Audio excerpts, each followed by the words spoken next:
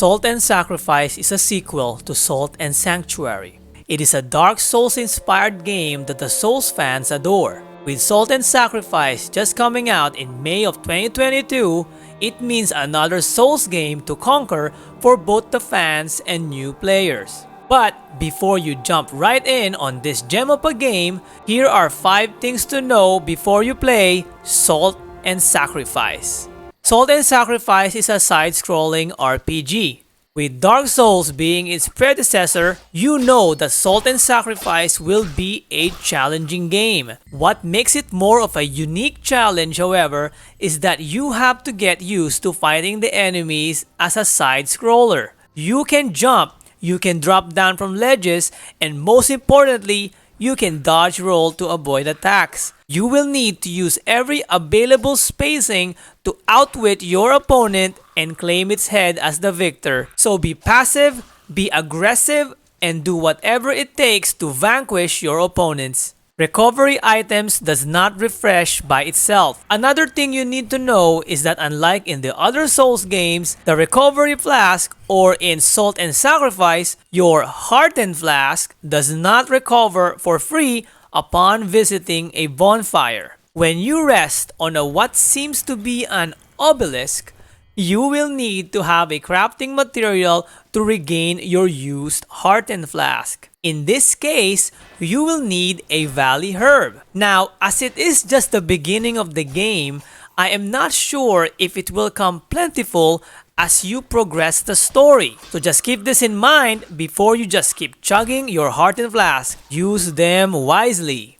You might need some time to get used to the combat. Since Salt and Sacrifice is a side-scrolling RPG, the combat itself is really unique in that regards. You can still perform combo follow-ups depending on the weapon you have, but keep in mind, you can also do some jumping attacks all the time. In fact, depending on the type of weapon you have, jumping attacks is really useful when fighting stronger enemies. Keep in mind to use all the mechanics that the side-scrolling combat offers you in Salt and Sacrifice. Leveling up is different. Unlike in the Souls games, where you can level up as long as you are in a bonfire or site of grace, here in Salt and Sacrifice, you need to go back into the Pardoner's Veil and go up to the Trifle Idol in order to sacrifice your salt to gain a level. This forces you to actually restart the area that you were just in, respawning all the enemies that you have cleared during your run.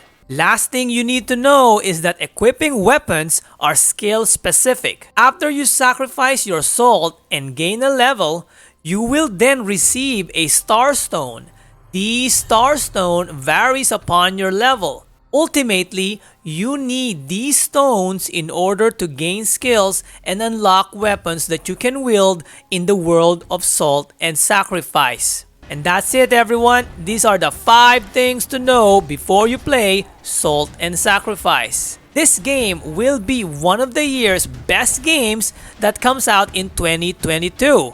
Salt and Sacrifice will be adored by both veterans and new players alike. One thing is for sure though, no matter which kind of player you claim to be, playing Salt and Sacrifice only means one thing.